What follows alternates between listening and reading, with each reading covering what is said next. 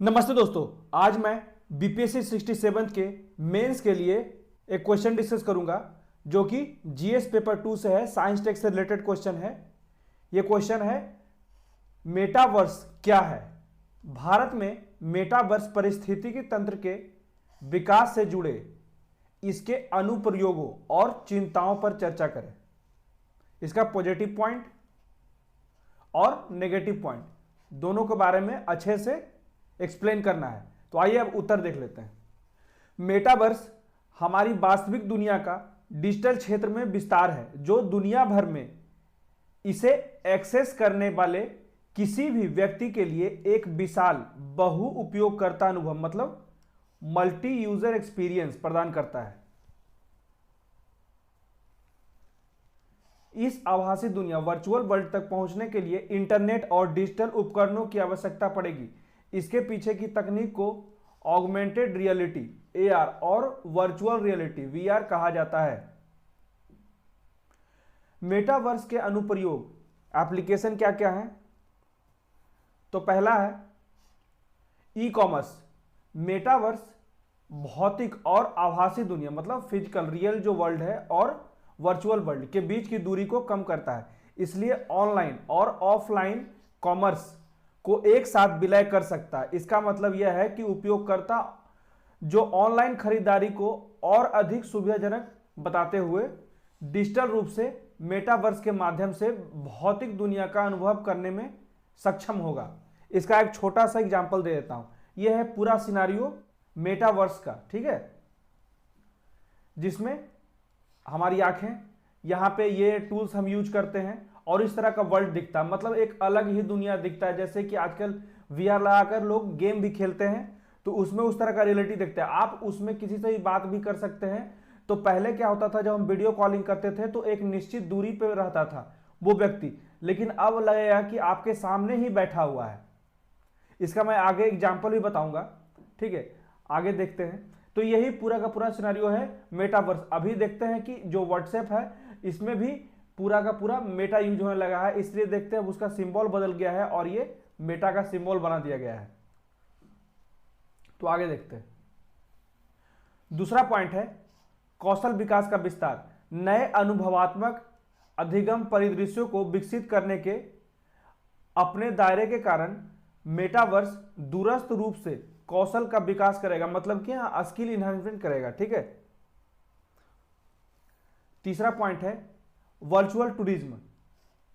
360 degree virtual tour के साथ दर्शक न केवल रिकॉर्डिंग किए गए स्थानों को देख सकते हैं बल्कि वास्तविक प्रभावों के साथ डिजायर्ड लोकेशन वांछित स्थानों पर डिजिटल रूप से उपस्थित भी हो सकते हैं। इसका मैं एक रियल एग्जांपल देता हूं। एक साउथ का मूवी है प्रलय, ठीक है, उसमें एक सीन बनाया गया है जिसमें हीरो जो होता है वो वाराणसी में होता है, ठीक है, और जो हीरोइन होती है वो हैदराबाद में होती है। तो वहां से वीआर लगाकर और 360 डिग्री का लाइव रिकॉर्डिंग दिखाता है। वो ऐसा लगता है, वहां पे प्रतीत होता है कि वो हीरोइन भी उसी स्थान पे है, उसके साथ ही है।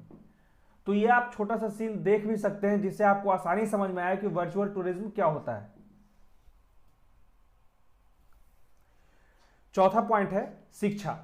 वीआर ने मेटावर्स के प्रभाव के साथ मिलकर लर्निंग के अनुभव को एक नए गुणात्मक स्तर पर ला दिया है।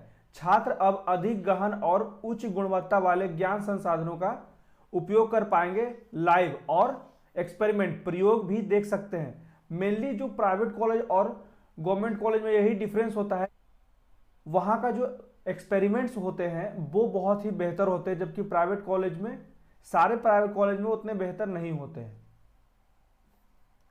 उदाहरण स्वरूप माइक्रोसॉफ्ट द्वारा बनाया गया मेश है जहां एक मिश्रित वास्तविक मंच है, मतलब कि बहुत सारे लोग एक मंच पे आ सकते हैं। मेटावर्स का जो दिखाया गया इंटरफेस है उसी की तरह एक स्थान पे मल्टीपल यूजर्स आ सकते हैं, बातचीत कर सकते हैं।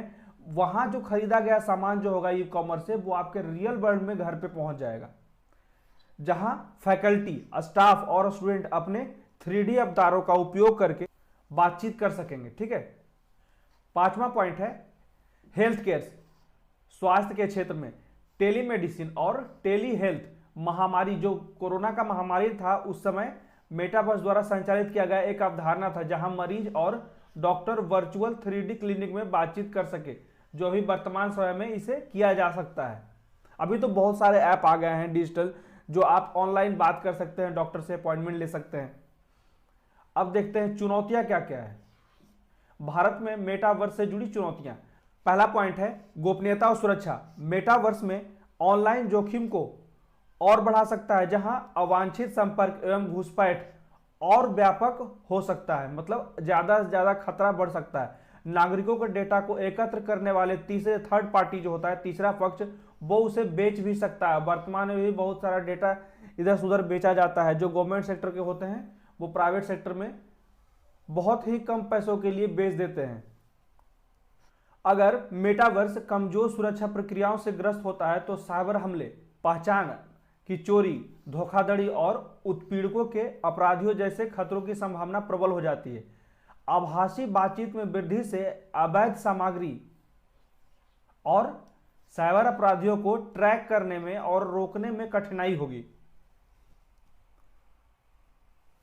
दूसरा है परंपरा बनाम प्रौद्योगिकी के सकारात्मकता के साथ पारंपरिक मूल्यों पर प्रौद्योगिकी का नकारात्मक प्रभाव पड़ता है, जैसे सोशल मीडिया। अभी ज़्यादा प्रौद्योगिकी के आने से ज्वाइंट फैमिली का जो है वो बहुत कम होता जा रहा है, जिससे कि लोग पैसा कमाने के धुन में तो है, पर हैप्पीनेस और सेटिस्फैक्शन का अभाव रह रहा है आज के फैमिली में। यही कारण है सोशल मीडिया पे 4 लोग एक साथ बैठे हैं लेकिन चारों के हाथ में फोन है, कोई एक दूसरे से बात नहीं कर रहे हैं। तीसरा पॉइंट है मेटावर्स की वैधता। इस डिजिटल दुनिया में लागू होने वाले विधानों एवं अधिकार संबंधी प्रश्न भी एक प्रमुख चिंता का विषय है, जिस पर कानून निर्माताओं द्वारा विचार करने की आवश्यकता है। उदाहरण स्वरूप बौद्धिक संपदा, इंटेलेक्चुअल प्रॉपर्टी और स्वामित्व की सुरक्षा का कानूनी मुद्दा, वर्चुअल स्पेस में कॉपीराइट का उल्लंघन जैसे मुद्दे पर एक बेहतर कानून बनाने की आवश्यकता है। अब आ जाते हैं चौथे पॉइंट पे, अपर्याप्त इंफ्रास्ट्रक्चर और कनेक्टिविटी। एक व्यावहारिक, मजबूत और सुलभ मेटा गवर्नेंस इंफ्रास्ट्रक्चर का निर्माण कठिनाइयों से भरा है। मतलब इस तरह का इंटरफेस बनाना बहुत ही चुनौतीपूर्ण कार्य है। जैसे जहां पे कम से कम इसे एक सुरक्षित और विश्वसनीय अनुभव प्रदान करने के लिए 5G का कनेक्शन एकदम बेहतर होना चाहिए, परंतु वर्तमान समय में अधिकांश ग्रामीण समुदाय अभी भी सुरक्षित 4G कनेक्शन प्राप्त करने और उसे हमेशा बनाए रखने, फ्लक्चुएट ना हो, में भी एक संघर्षपूर्ण कार्य हो जाता है। वहां चैलेंज इतना है कि 4G भी सही से नहीं आता है।